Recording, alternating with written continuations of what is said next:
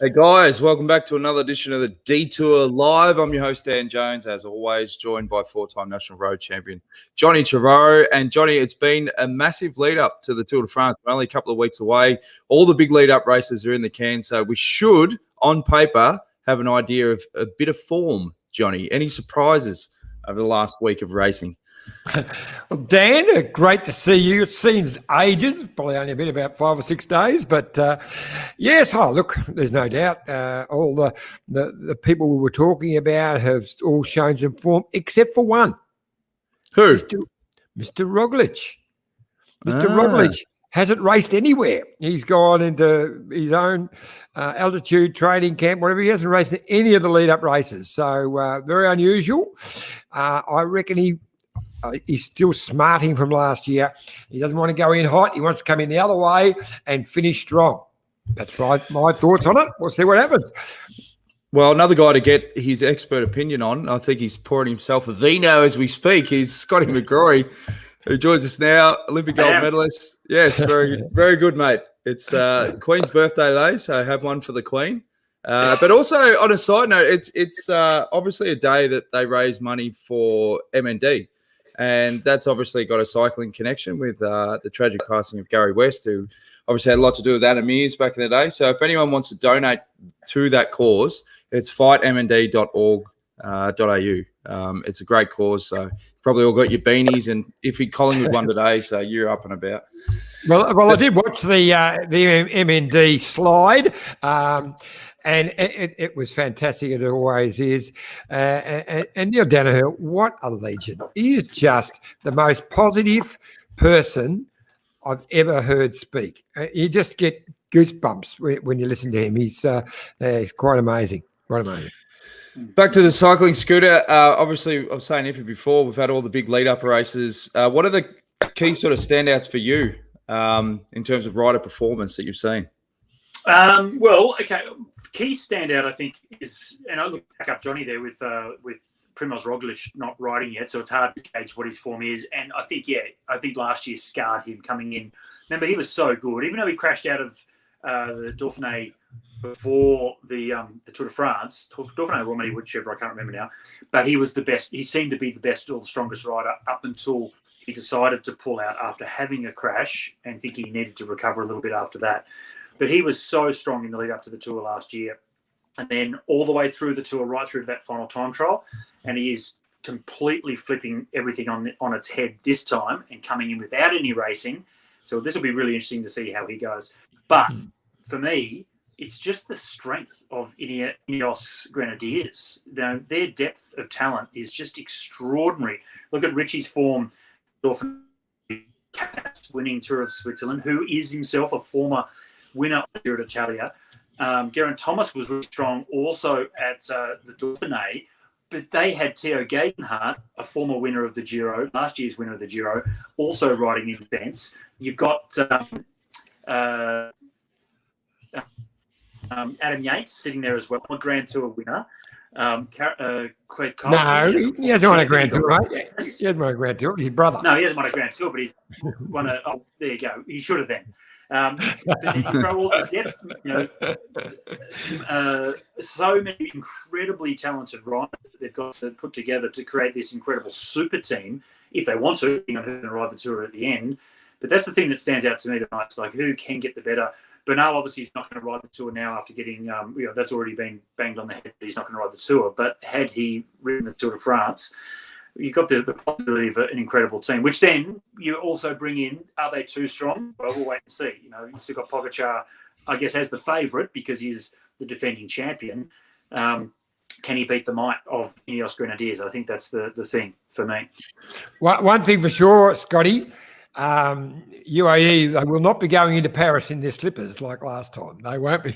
Everyone knows about him now. So it's going to be a very different bike race. I suppose another standout ride at the Tour of Suisse was Rigoberto Urán. He's really fighting form at the pointy end. I think, 17 seconds off Carapaz for the overall. This is a guy that when he's up and about, he's finished podium on the Tour de France before. He's going to be one to watch out for sure, Scooter. Yeah, it's a good one, isn't it? And I think he's such a likable guy as well. So I think there'll be a lot of people that are supporting him anyway. But kind of like the race of the nice guys, isn't it? Pogačar, Roglic, Geraint Thomas, Rigoberto Urán. These, they all seem to be lovely guys, nice gentlemen. So it'll be, an interesting battle. Bring back Nibali. Bring back Nibali. Oh, yeah. Don't get me started. Well, I remember that. I remember talking about Iran. I remember that penultimate day when Chavez had the pink jersey, and Iran obviously being Colombian, there was underlying, don't worry, if I'm there and I can help you, Esteban, I'll give you a hand. I never forgot that. So I don't mind Iran. He's a good guy.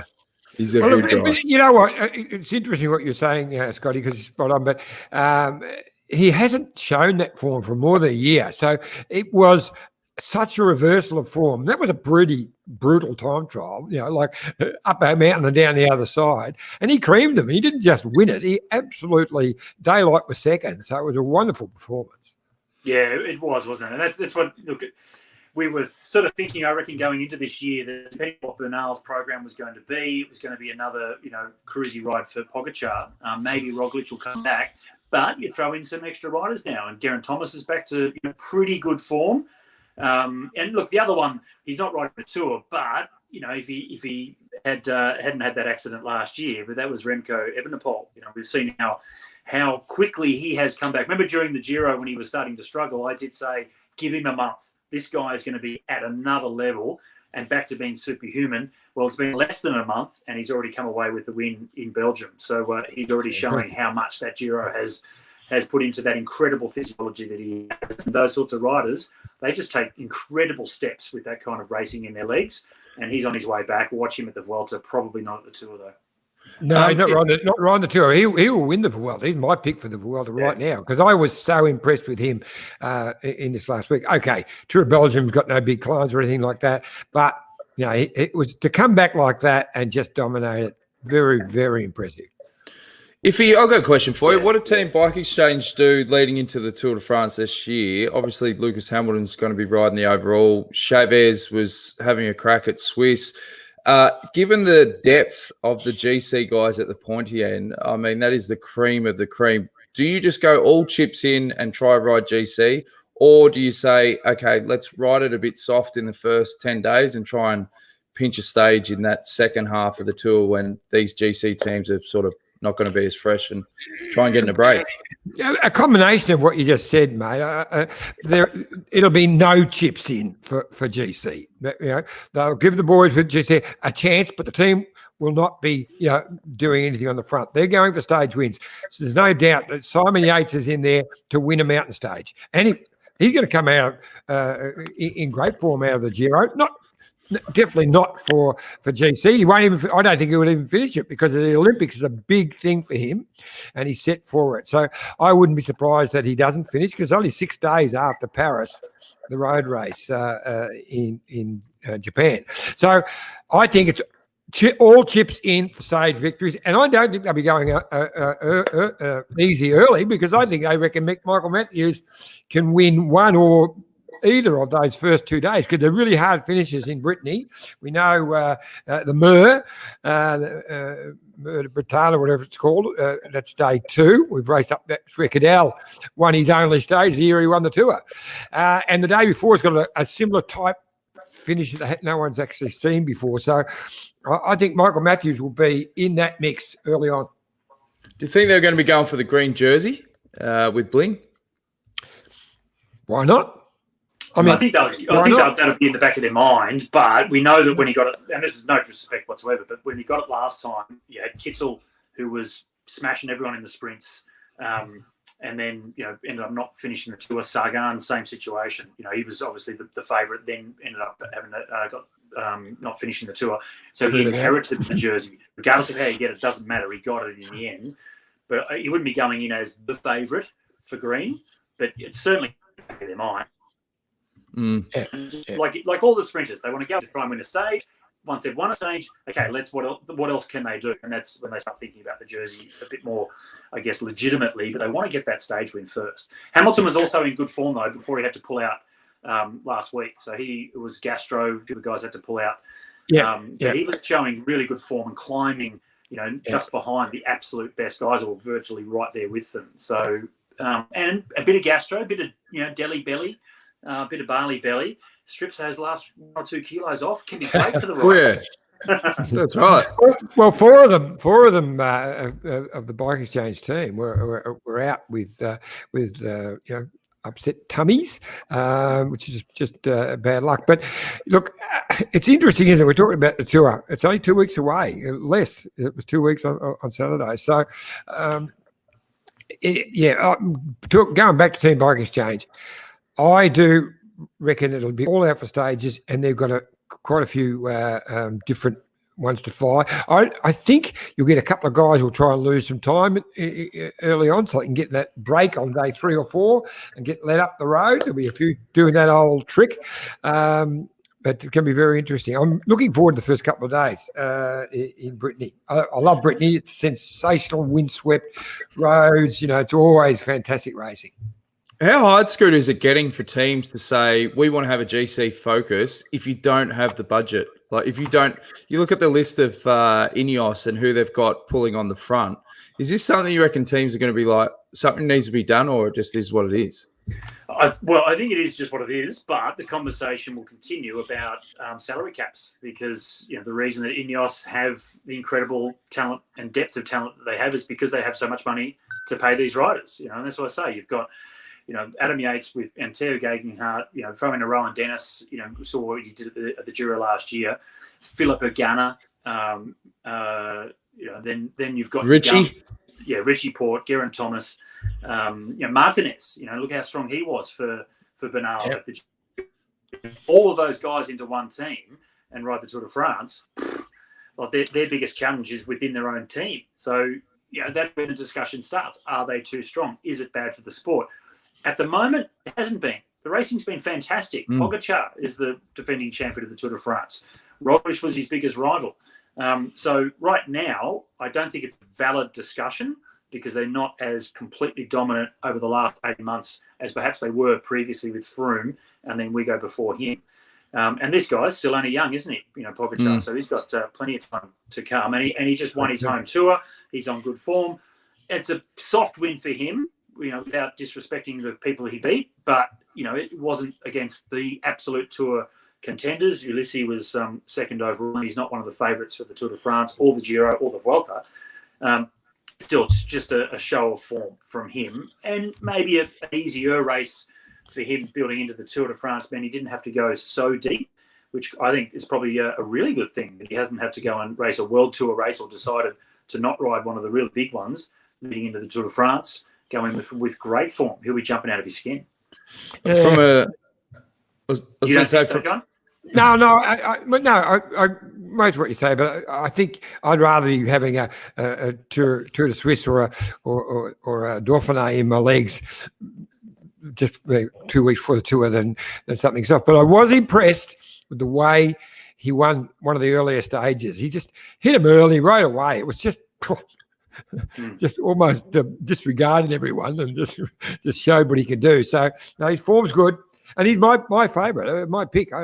I think as good as Ineos are, I don't think they've got a rider that can beat him. They'll have to beat him with tactics more than just the strength of their team.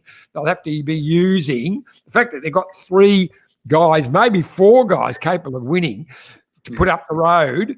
That's going to be the tactic they're going to have to play to beat Pogačar, because UAE, they're much stronger than last year, but they're still not the same league as Ineos. Well, you love making big statements, Iffy. This could really work in the hands of Richie Port if he's used as that early decoy. Without doubt. Takes the lead and just holds on to it. Without doubt, mate. Yep. You want to make a big statement now, or do you want to wait? My big statement is the end of last year, when I saw that he signed with Ineos, back with his old Sky team. I thought, good on you, mate. You've got your third in the Tour de France, and now you take the money and sit back and sort of take it easy. Hasn't been like that at all. He's come back with renewed vigour. He's got as good a form as he's ever had. His win in the Dauphiné was sensational, but he's second in, was it Romandy or whatever, not long ago. He's the second and third were just as good. So he is in fantastic form. Now, he got no illusions that he's going in there to back Geraint Thomas is the man. But, hey, Carapaz is right there. And Teo Guggenheim, winner of the last year's Giro. They're all guys, and they need to throw all of these guys out there into different scenarios that are going to give them a chance. They have to put Pogačar under a lot of pressure. They know what he can do. And a lot of time trials in this, flattish time trials. Pogačar's very good at the time trial, as is Thomas. Thomas probably slightly better, but not much. Another rider who's in good form. Sorry. Just with Roglic's time trialing ability as well. So it actually really makes the time trial stages far more interesting, doesn't it? To think that you've got three big favourites that are very good against the clock. So that'll be pretty good. The other good time trialer is not named in the Tour team just yet, but we expect him to be in, I guess, is Rowan Dennis from an Australian perspective. The challenge with that though is I don't feel that if they're going in to try and win. So it's not as if he can back off to freshen up or start preparing for the Olympic Games time trial, which is his big focus this year. So there's a bit of a challenge for what I see for Rowan's perfect preparation for the Olympics is perhaps not to ride the entire Tour de France, which he's going to have to do if he started. So that'll be an interesting turnaround as well. Now, the time trial's 4 days after I think it's 4 days or 3 days after the road race. In Tokyo, but still it's a pretty big turnaround with travel, etc. He's not going to be much specific training done in the Olympic time trial. He doesn't care about the road race; it's all about the time trial. So we'll see how that plays out for him because this is his best chance to get an Olympic medal. Yeah, that will be interesting. And he's such a great support rider, as he showed last year in the Giro, and it will be important. I just thought I know we've got a special guest coming on soon, but to a couple of things that have raised, got the headline. One was, I see Van Aert has been fined $1 million Aussie, 600,000 euro, for breaking his contract when he left that team that you've got up there in the photo, Quillen, Charles, or whatever they were called back then. And they sued and lost. So Van Aert won the original case. They appealed and they've won the appeal. And now Van Aert is talking about appealing as well. But it doesn't look too appealing to me, $1 million. No. So what was the situation there? He left the team. They owed money with is it the transfer fee or what? How's it work? No, it wasn't that. He was leaving the team. They said no. The team was changing sponsors and ownership. He felt that they'd broken their contract with one part of it anyway. So he just left, went to Jumbo. They sued him and lost. So they were suing him for breaking contract, but they lost it. They appealed and they've won the appeal, and now he's got to pay $600,000. It's a fair chunk of change. Isn't it? Yeah, anyway. But also indicates how much. This is like he was obviously a good rider then, but much more of a cyclocross specialist, and showing that he was a good roadie as well. But since then, since he went to Jumbo, we've seen just how incredible he is. But it also indicates just how much money that that these guys were on as elite cyclocross riders that could ride the road as well. And that's something that's really changed over the last probably 10, 15 years, just the amount of money. This is nothing like, professional football and soccer, European football, not Australian football, but and all the American professional sports, so much money in those sports.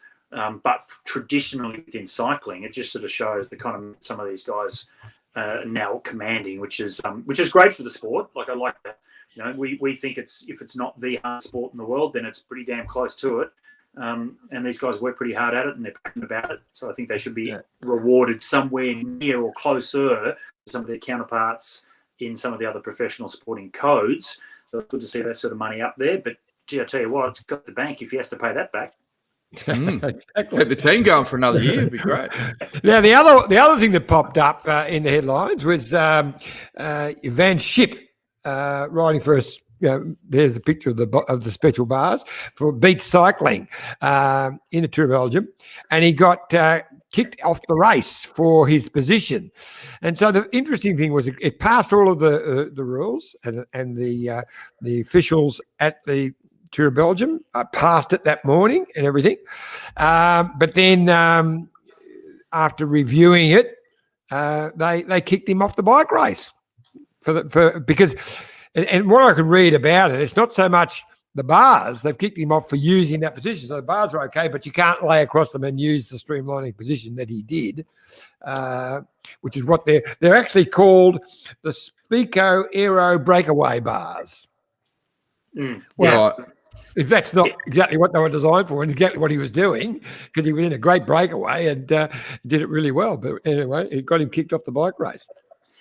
Yeah, I disagree with. I actually agree with them being banned. I've got no. They've designed these to they haven't designed them to overcome the rule changes. These were obviously already in the planning, and they're being tested. And these guys, his team are very much in the forefront of aerodynamics and training another level. Very, very fast with their track program as well, and what initiatives that they've come up with that have been super fast in pursuits and things like that.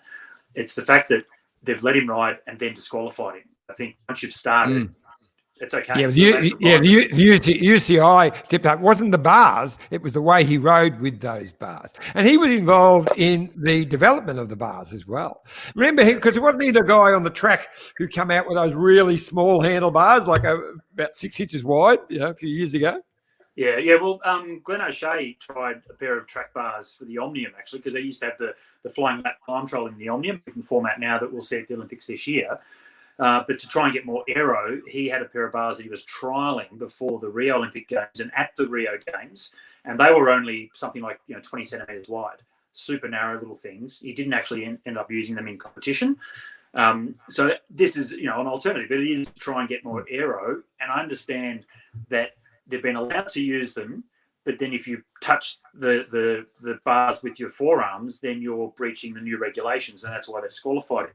I reckon that's all bullshit. I think they needed to actually let him get through the competition that they allowed him to ride in, and then disqualify the bars themselves, to dare them, deem them illegal or whatever you want to do.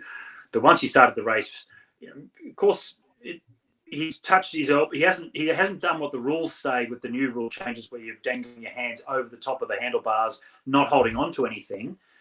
He's actually still holding onto the brake levers, so it's not unsafe to do what he was doing. And if they've allowed those bars to be in the race, then he should be allowed to, at least finish the race. Then they can outlaw the bars afterwards. The way they did it, I think, was wrong. They haven't outlawed the bars. They haven't outlawed the bars. The bars are still okay.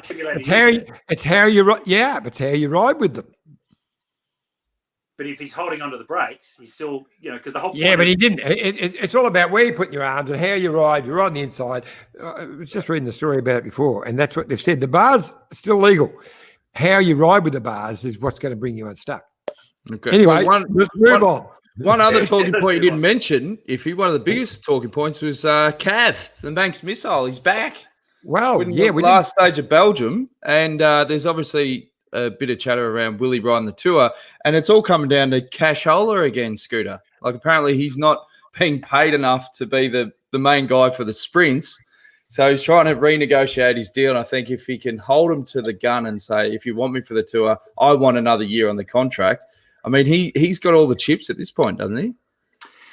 Well, this win actually gives him back some not credibility, but legitimacy compared to his wins at the Tour of Turkey, which were great.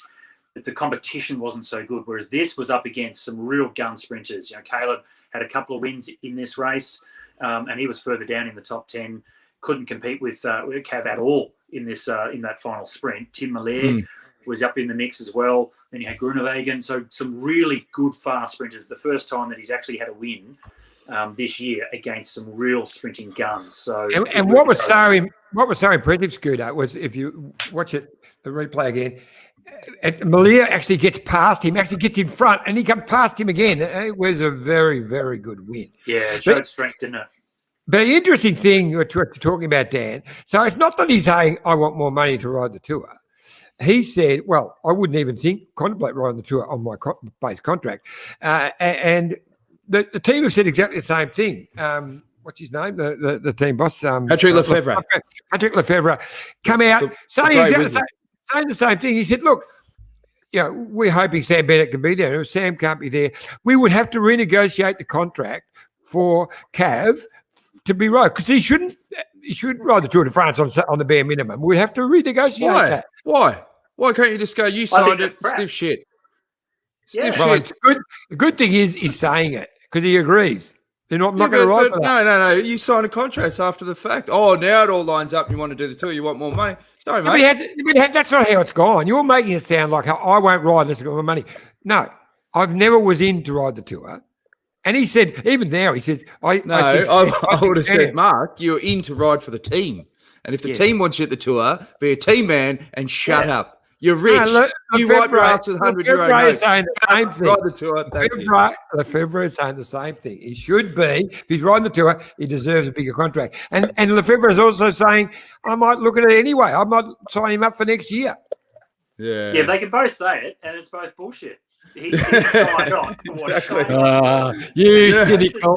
I'm supposed to be a cynical old man. You know what? He's going to get a contract like HTC days. There'll be the printer in the room the day before the tour, like the old, what was his name? When we had Hanson on, talking about, I can't remember the owner's name. And then there'll be a printer and there'll be a shredder in the next room as well. So they'll get it sorted. Hey, we've got a very special guest, Bobby Stapleton. Yes. Yeah. So the media was all like, hey, all good. And then behind he was holding the gun to the head with the printer on fire. Hey, we've got a very special guest coming up. Rupert Guinness, cycling journo. He's an ultra rider now. He's just completed a massive ride from Darwin. He was going to get to Hobart, but COVID got in the way. It's a great story. We'll catch up with him after the break. But before we do, quick word from our great mates at Bike Exchange. Look at this bike.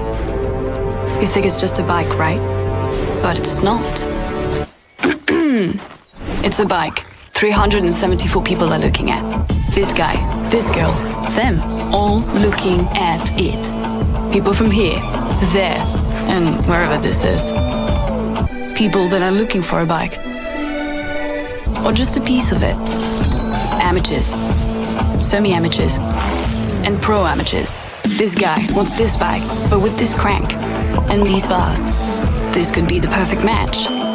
But not this one. This girl has a bike to sell, and thousands of people might purchase it. Eyes on Bikes help grow small businesses. His, hers, yours, and the latest data and insights help those businesses keep moving. We are the world's #1 bike marketplace, with over 500,000 products and 900 brands, where buyers and sellers are brought together in a place where a bike is never just a bike. Bike Exchange, where the world buys, sells, learns, and rides. Thanks again to our great ad. Yeah, it's a great ad. Thanks again to Bike Exchange. Now, before we get to Rupert, let's run through a couple of viewer comments. Michael Albacini on LinkedIn. Jonesy, how are you? Yeah, good, Alba. Hope you're well, mate. Wendy Superfans, have you back. Dan, John, and Scott. Albert could have just sent you a direct message to say hi or give you a call. Well, I think the videos popped up on the profile and he's thought he could have a chat, but we're having a chat now. Hope you're well, Alba. Send us another message and fill us in. T. Kingo said, has having over 2 leaders ever worked effectively? Onse and Movistar tried it. However, the 2 Slovenians seem just that level above. Teamwork needed to make the dream work. What do you think, John? Yeah, that's an interesting one, isn't it? I mean, if Ineos were going in with like 3 or 4 guys but that's not their plan. They've just got such a strong team, it's scary. And they're going in with 1 real leader and 1 real reserve in Carapaz. But they've got that rare ability that there's another couple of bike riders who could win this bike race. But most of the teams don't try that. Movistar, the problem with Movistar, when they did it, they weren't strong enough to say you're riding for him and you're a reserve. They were letting the 2 be up there, which never worked for them. Yeah, and they didn't have the harmony either, did they? Movistar just had the harmony. I know that there was some real infighting amongst their leaders. Saw it on that Netflix special. Jason Cruz from the Maldives says, Richie has great form and his ducks would need to line up within the team. Richie deserves a shot at GC. Couldn't agree more, mate. It's going to be a very interesting month. Now, let's go to our guest, Johnny. What can you say about Rupert Guinness? Well, Rupert Guinness is a legend. Most know him for his brilliant journalism, and he's written, I can't remember how many books now, it's about 20 books on cycling. So I've done 22 or 3 tours, I think, Tours de France. I think Rupert's done around 30 something, or he's not quite as old as Phil Liggett, but he's up around the 30 mark. But as all of us have been good mates of Rupert over in France, but he's such a busy journalist. He's hard to get out for a drink at times because he's so working there feverishly, getting his stories out. A wonderful journalist, and but he's fallen in love with this long. I don't know if love is the word right now, but with this long distance racing. You know, he's done the Indy Pack, he's done the Race Across America online, and now, of course, he was doing for Men's Health from Darwin down to Hobart. But unfortunately, as you mentioned, COVID's got in the way. So let's bring him on. Rupert Guinness, can you hear us? I certainly can. Can you hear me okay, guys? Yes. Yes, Rupert. First off, half your head. Yeah, just tilt your camera, mate. You've done it. There you go. Geez, you look like you dropped some weight, mate. How are you feeling, first and foremost? Yeah, James, I haven't got on the scales, but I feel pretty good. Like, the major are the feet. They're really sore, really hot, and my hands are kind of stuffed, as far as the nerves around the ulnar nerve area. But the rest of it, I'm remarkably okay. I'm pretty tired, of course, drained. Can you give us insight into what you've done over the last couple of weeks, and also what was your motivation for doing such an amazing ride? Well, the last couple, the ride was hinged on 2 main principles. One was to, from a race point of view, to give me an experience to prepare for a Race Across America next year, which I couldn't do this year because of COVID, because of travel outside of Australia. Second element was trying to promote or heighten awareness for mental well-being, mental health, and I think it was a big ask to do 2 projects at once because, as everyone knows, focus on one element or the other. But it was very important that we attempt both projects. My preparation for RAM and also the campaign I had under the guise of Power of the Pedal, connecting people, connecting minds.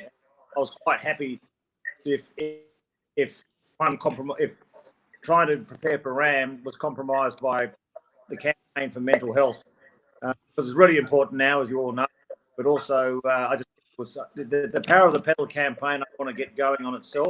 So it's based on ride by ride that I do.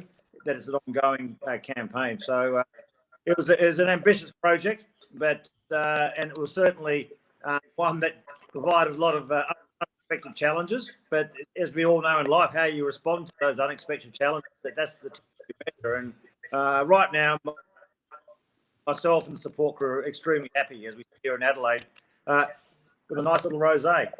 Ah, very good. It reminds me of Paris, Monday after the Tour de France. That's another story. Hey, Ruth, is the Race Across America, is that going to be on this year? It's just that you couldn't get there because of the travel restrictions? Yes. This year it is on. It's actually starting tomorrow American time, Tuesday American time. The field is limited because obviously a lot of international riders can't get to it. But it's great that it's still on. The event itself held as a virtual race last year, and that's sustainable for so long. I tell you, having done the virtual Race Across America, there was no way I was going to do another 12 days in the garage like that. So, mate, that was hardcore. And I kept finding myself that, when I was going through the guts of Australia in this ride from Darwin to Hobart / Adelaide, when I felt my worst in the headwinds, I kept on telling myself, shit, this is much better than sitting in a garage, on day 7 or 8. So, well, but it's still hopefully You just mentioned, Roop, then about the headwinds, and I was talking to you earlier today, and you said one day you had 300 and something kilometres of block headwind. Tell us about that one. Yeah, that was probably it was now I've revised it. At the time, I said later it was up there with one of my top 2 hardest days on the bike. The previous one being in 2017 to the Mundrabilla Roadhouse in the Indy Pack. But on thoughts, this was by far the worst or hardest day. It was from 2 a.m. Up to 11 p.m. It was a block headwind the whole way. Average of 20 to 30 k's an hour, but there was gusts of 50 to 60 kilometers coming along all the time. It was at one point where it was the closest I've got to thinking this is crap, this is ridiculous. I'm gonna not pull the pin, but there had to be another way out. But of course, as you guys know, when you're stuck in a headwind, and particularly in the remoteness of Australia, where there's nowhere, not even a tree to be seen to the horizon, no matter what direction, there's no escape. And you've gone too far, and the only option is just to keep pedaling. And even that night, when I was still pedaling, of course I had a support crew behind me, but we had the RV as well that goes ahead. The RV actually came out where we were about 35 k's to go, because they were going to pull me because it was that dangerous, because they heard reports of how dangerous the winds were, and they came out to check if I was physically and mentally in a sustainable position to continue on. And I guess unfortunately they thought I was at the time. I remember thinking, geez, I wish they'd pulled me. I would go, but they didn't. And getting back on the bike for those last 35 k's in the dark up to 11 o'clock, knowing that other people have gone to bed, it sucked, but it made for a great anecdote that I'm going to milk a lot of lunches out when I come down to Melbourne. Okay? When I come down to Melbourne. Now, was that a Jayco RV? For a check, is that a Jayco RV? Yes, it's a Jayco RV from Let's Go Motorhomes, and of course, it's been superb. It's been absolutely superb. I'm away from home, and the bed I've got the Voyager model. The bed is bliss. It is the best bed you could ever imagine. Hey, what impressed me is how people could follow your journey. They were doing some amazing content. Obviously, Michael Tomalaris from SBS Cycling Central was along for the journey, and they were doing videos every day. I want to show viewers a snippet of the video from yesterday, which was really good when you got to speak to one of the small country towns. Through the mist appeared another roadblock, but this time it was a roadblock of a different type. By sheer coincidence, Rupert was welcomed by the strong community of Melrose, the town hosting the annual Fat Tyre Festival. And it was an opportunity for Rupert to spread the message of his long ride from Darwin. Young and old, people of all ages, they listened to his every word. The purpose of this ride, Darwin to Hobart, which is no longer the Darwin to Hobart ride, because unfortunately COVID blocked us going through Victoria, and then it stopped us from getting to Tasmania. But the fortune of the bicycle, whether it's fat tyres or skinny tyres, is you can go anywhere. You know, a tour doesn't get stopped. A ride doesn't get stopped. You just turn an alternate direction and follow the wind, and follow your nose and follow your heart. And I think that's something that bonds us all with the bicycle.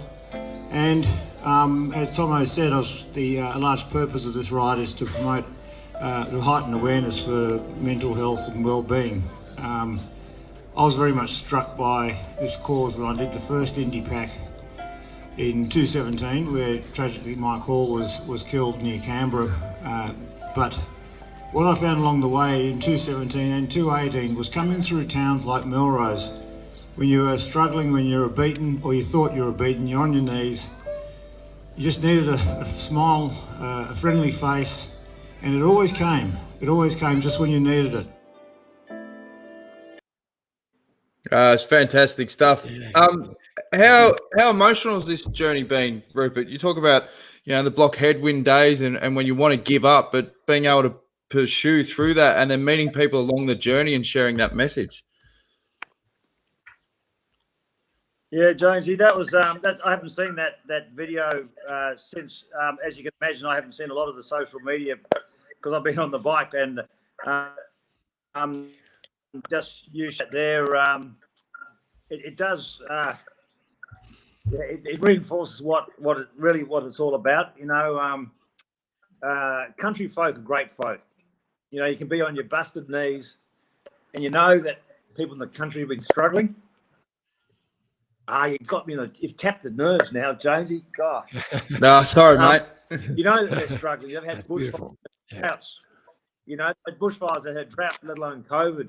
And I've been fortunate enough to have the chance to do these rides, and I love going to these places. And yesterday was a day where I was trying to get back into the race mode after some couple of setbacks, the headwind days.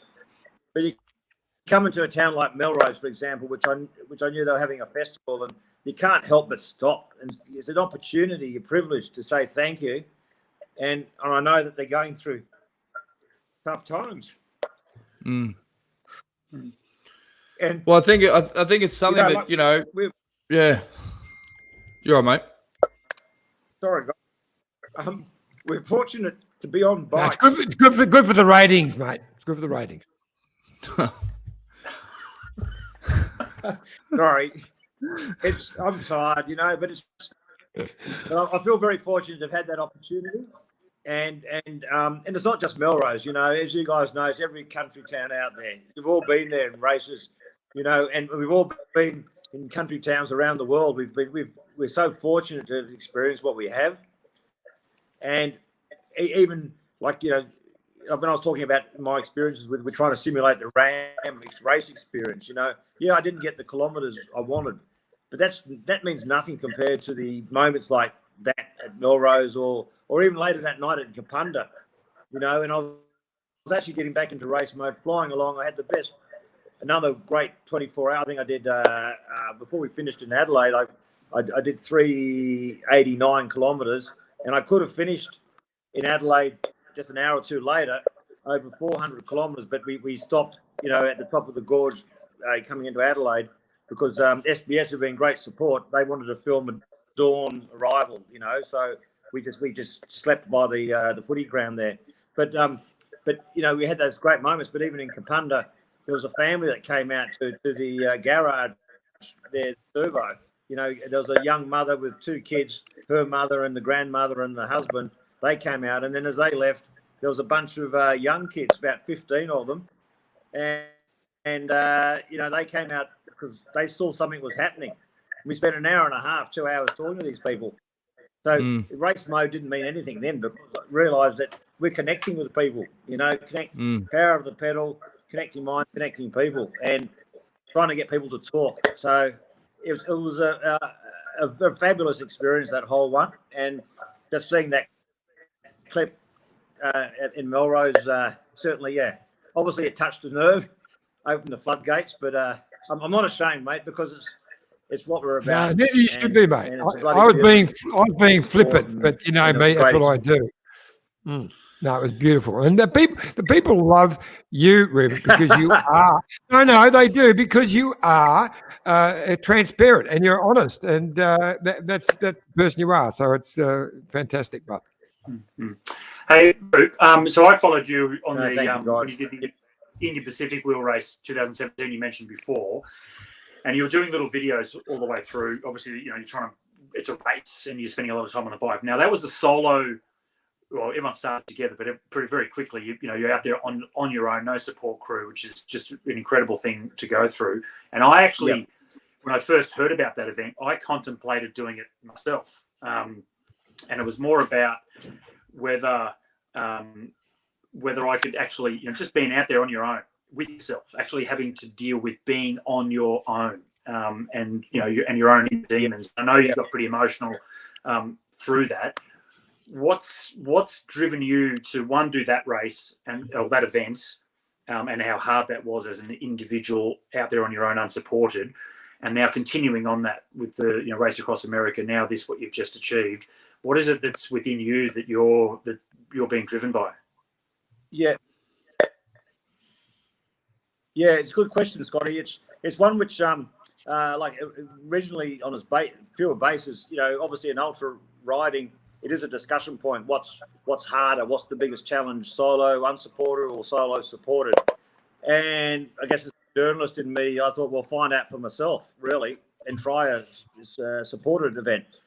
There are, I'll not say one's harder than the other, because they're almost like two different events, almost like comparing, the medley 800 metres with 800 metres freestyle. I mean, they're different. It requires different strengths and assets. Like solo unsupported, yeah, you're by yourself. You totally got to be reliable on yourself. And if you're racing, you've got to be willing to. You got to have minimal amount of equipment. You got to have just that optimal level of food and supply, at the same time as little of it as possible to go as fast as possible. And you're on your own. It's also a lot cheaper. I can tell you that it's a lot cheaper because you just got to pay for yourself. Solo supported, okay, it's a lot more expensive. The Darwin to Hobart / Adelaide ride, will have cost the budget will be about 55 grand Australian. To do RAM will cost 100 grand US, for a budget. But on top of that, some of the pressures of being a solo rider, this was the first time I've had a support crew behind me and a support car behind me. And I was thinking of, there was moments like, you think of like moments in the Tour de France stage of when there's a car behind you and you're the last rider in the race, and the broom wagon's behind you, or you're going like at 20 kilometres per hour and you're busted, and you think all you want to do is to escape, but you can't. And having a support car while it's there to support you, it actually adds pressure, because you're thinking, oh, these poor people, I was about to say something else, they're sitting in the car wondering why I'm going so slow and how long their day's going, So there is actually sort of ancillary pressures which are different. And you also have to, one thing I've had to learn, and we've all had to learn in our support crew, because we'd never done a race before, or even a training ride before together. So we didn't know each other, how we respond under duress. I'm not talking about after 1 or 2 hours. We're talking about after 12 to 15 hours in the loneliness of a cold night, how different people respond. I get snarky a bit, and sometimes I got sick of hearing in the radio, "Root, stay to the left, stay to the left." And I remember one time I got so sick of being told stay to the left, I deliberately went right across the left, across the shoulder into the gravel, saying, that was my body message saying, is that enough to the left? I was cracking the shit over it. And things like that, it's really weird. And then we joke about it now. We've been joking about it since. So there's been no friendships lost or anything. But they're very strange pressures that come with it, Scotty. And there's going to be more to learn about it. So it's really exciting from a human social experiment. What about the road trains, Rupert? They must have, you see them on the TV, and they're that long and they go that quick. Were they any effect at all?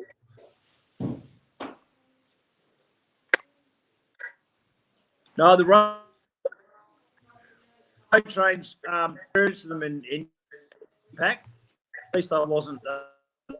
I having some probably goes back to another element is learning how to communicate with the road. So the support crew with the radios communicate with them, because we had the car was saying, cyclists ahead, flashing lights, and they would, you could see the road trains from kilometres away, particularly at night time, and they'll just alert the guys coming up or the guys coming forward from ahead of you saying, look, here we just, a cyclist support crew with a cyclist riding for mental health awareness. We can see you coming. We're ready for you to pass. And there'd be a lot of engagement going on between the support crew and the driver of the road train. And it was always convivial. It was always good. And quite often they would say, "Oh, that's a great cause." Because I've heard we've recorded some of the discussions of that, and you hear them say, "Oh, that's a great cause, good on you, and we'll look after you." And then they relay the message forward, particularly Gilbert's trucks. We're going to give a big plug to Gilbert's, because they were really good, but so were a lot of others. And the only real dangers we had was coming into Port Augusta the other night, where the highway really quite suddenly. And I guess because Port Augusta, a shipping port, trucks barreling in and barreling out to make deliveries, and it was really sketchy. And we did stop with 52 k's to go that day. I got in the car for the last 52 k's because it's just not worth, taking the blackness of night. When there are times when there's only centimetres between you and a road train, and that's dicey enough as it is. But when you start to think this is too dicey, that's the moment to think rationally. So that's too close a call, The truckies were generally really, really good. Oh, that's good. That's good to hear, mate. Well, it's been an incredible effort. And as you were saying before, I mean, raising awareness for particularly mental health. I mean, the big takeaway is to be comfortable with your vulnerabilities and to get people talking, I suppose, Rup, and what you've done tonight, even sharing your stories and your journey and being in touch with your emotions is really important, mate. And I think that's a really important message to get out there. Scooter? Well, just what have you learnt something about yourself? Has this changed you doing since starting IndyPac and then doing the race across America? I must say, can I preface this by saying the race across America on the home trainer, that is the most insane thing ever, but good on you for doing it, because I don't know how you got through that, but now doing this as well. So, what has this changed anything within you and the way you act and feel?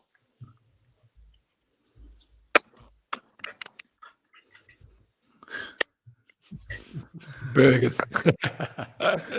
I think the only thing that's changed is it's probably. Yeah, mate. We're just having a few internet issues. Sorry, mate. Yeah, that looked good there. You're I right. think it's reinforced to me the like with the view Ram. Each of these experiences are a learning platform.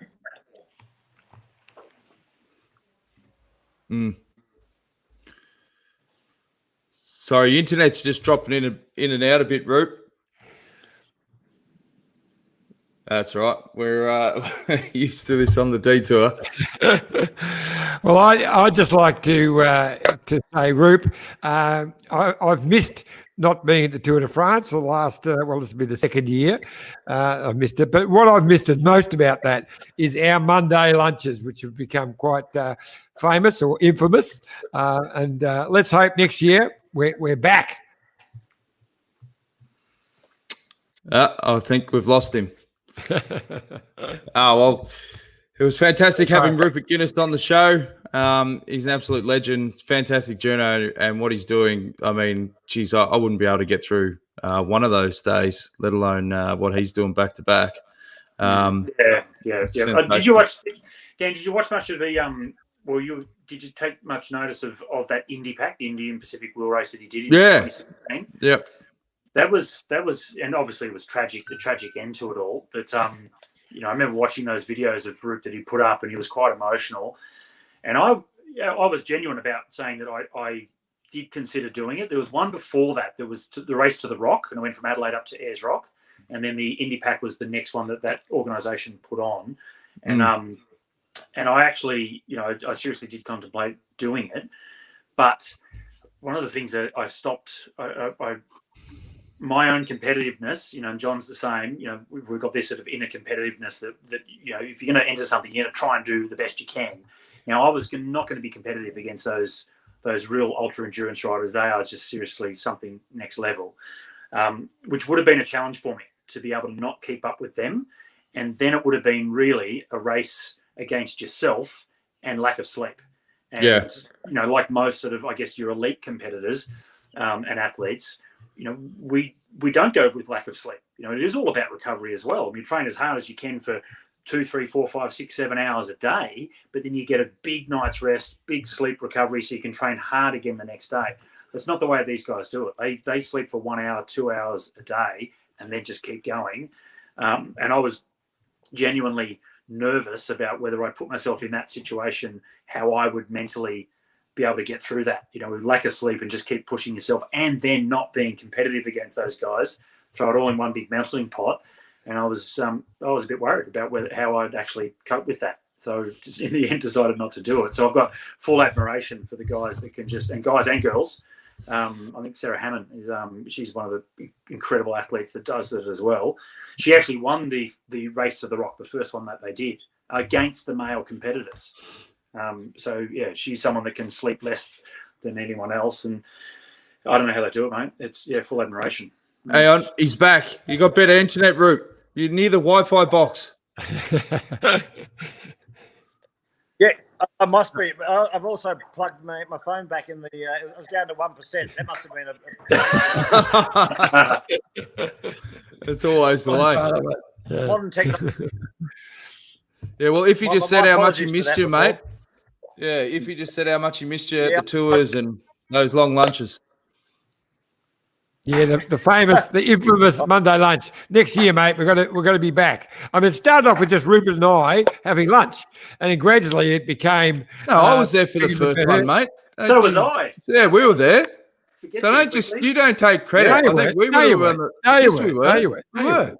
No, you weren't. First time we had lunch was Rupert and I, and one of his mates. You know, we ride today with a bunch of people down here, and one of the people on the ride was Tiff Cromwell's father, Mike. Oh, Oh, yeah, nice. yeah. And I told Lovely guy. Told him about the lunch that year. Not all about that lunch. I'll leave it at that. Yeah. I got as far as us leaving the lunch, and I said I couldn't remember who was carrying who. No, we won't go there, but it was very funny. Very funny. Hey, if you wanted to send a shout out today, there was the Queen's birthday honours. Yeah, Donna. There she is, Donna Ray Zielinski. She's got a gong today, OAM. Very well deserved. I mean, we forgive her for being born a Canadian, but she become very much an Aussie. She represented Australia. She rode the Tour de France, but she's been one of the great forces in women's cycling and men's cycling too. She's often race team director of men's teams, but she is a human dynamo, and very, very fitting that she received a gong today. Yeah, well done. I mean, as a racer and everything she's still doing now, that's totally deserved. Congratulations to her. Yep. Hey, Root, what's okay? Now you've cut this short. By no fault of your own. What's next? What's your plan now over the next couple of weeks, couple of months? What is it that's coming up? Well, look, probably just to recover first, but also, I'll still continue the training. Like this week, my coach Marco Ballo from Slovenia, he's got me down. He's been very imaginative. He said tomorrow's a 1 hour coffee ride, and then Thursday is 1 hour easy ride. Friday is 1 hour coffee ride. I don't know what the difference between an easy ride and a coffee ride is, but I may be imaginative. I may include a beer ride and see what he thinks about that. Rosé sprint. And then I did have a couple of beers at the finish yesterday in Adelaide. I had to reshoot with Cooper's Pale Ale, a stubby of beer, which I sculled the first one for a shot, and they said, "Can we do another second take?" So I had to scull a second one. Then they said, "Can I do another one in the sun?" So I had to scull a third one. And that was all. And then you went to the swimming that night, and breakfast. you hadn't had a shower. Is that correct? You and the Tominator? No, there you go. But yes. Well, there's Troy Grice in the orange team kit, and there's some I think it's a cadet television reporter on the other side. What's his name? I've got a Tomo story for you. Yes. At Darwin, we checked into ABC radio for an interview, and he was listed as Mike Camalaris. Yes. It would have gone down well. Calamaris. No, not Camalaris. Calamaris. Mike Calamaris. Calamari. Calamari. Oh, very good.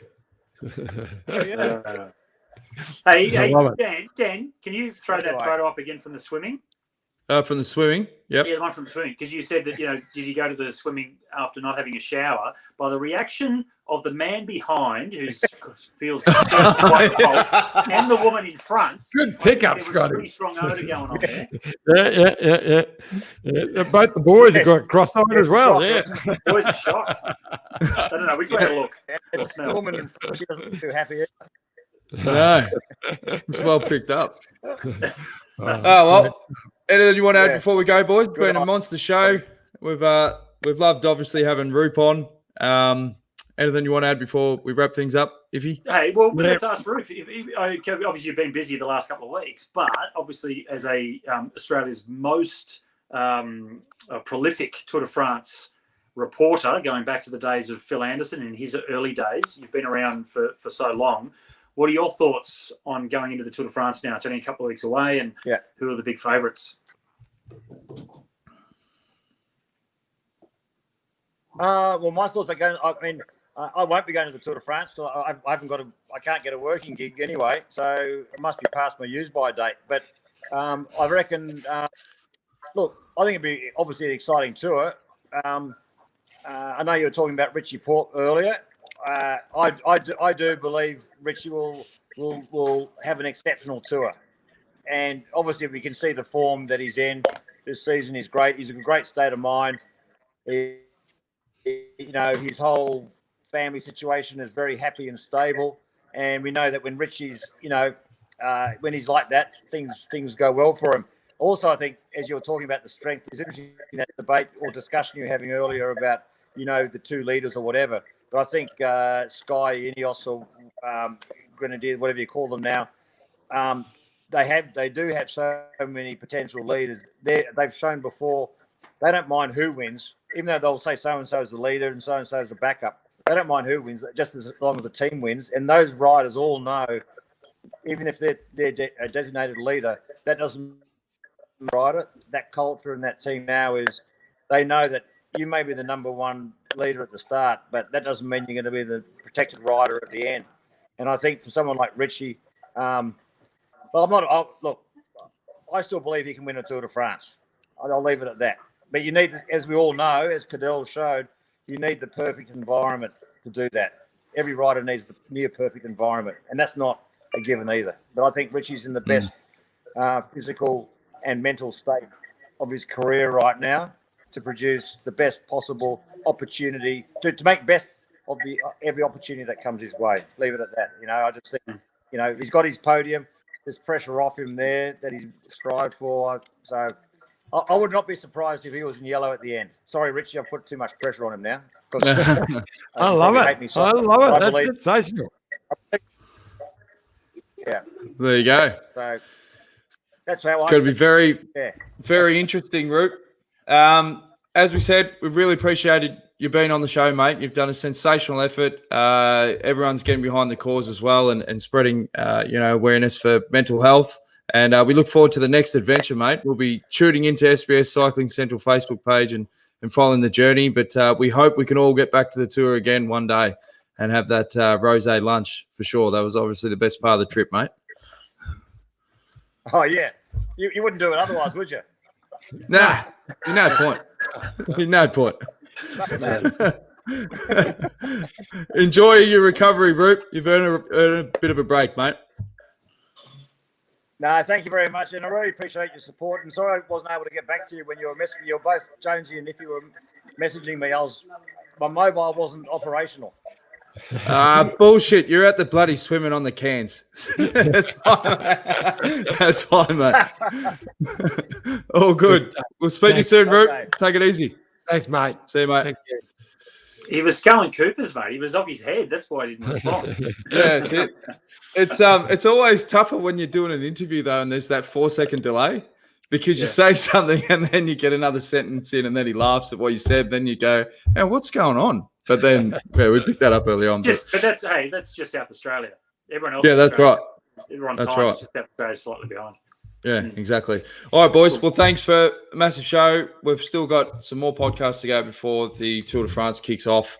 No doubt it's cycling. There'll be some story beforehand. We'll be obviously keeping tabs on team selection, if Cav gets it right or not. And then teams will obviously be sharpening up before the tour, making announcements and see how we go. The one we didn't mention much about, he did 2 great stages in Belgium, was Caleb, because Caleb will be going for the green jersey, I reckon. So he's earmarked 5 stages. So he reckons he can snaffle 5 stages. So we're looking forward to. He's in great form. So we look forward to. How many stages has he won already, Scooter, of the tour? Oh, I'm not sure. I'd have to look that up. Five, I think. Can you win? 5? So, I'd say 4. so Robbie's got the record of 12. So if he Yeah. has 3 or 4 monster years at the tour, there you go. Oh well, yeah. He's definitely on target. The difference with Robbie is, and we'll have to wait to see with Caleb. With Robbie, he was saying every year was always listed as one of the top 3 sprinters in the world, and that went across generations. So he against Zabel and Cipollini was in the top 3. Then you had Pisaki came along as the best sprinter, for his sort of couple of seasons, but Robbie was also listed up against him as well. And he went right through as some of the sprinters came and went. Robbie was still in that top 3 list of top 3 sprinters in the world. So he had an incredibly amount of longevity as a top sprinter. And you see with time trialing as well, the guys will come and pop up for 3-4 years. And then they start running 3rds and 5ths and 6th. And, Tony Martin's a good example. He was unbeatable. Cancellara was unbeatable. And eventually they did become beatable. Robbie was one of the top 3 in the sprinting world right through probably to the last 2 seasons he raced, which is just an incredible career. Interesting. All right, boys. Thanks for tuning in to The Detour. As we always say, if you want to follow us, youtube.com/Detour Podcast. Give us a like, share, subscribe, tell your mates about the show, and we'll be back again soon. Thanks, Iffy. Thanks, Scooter. See you again. Cheers.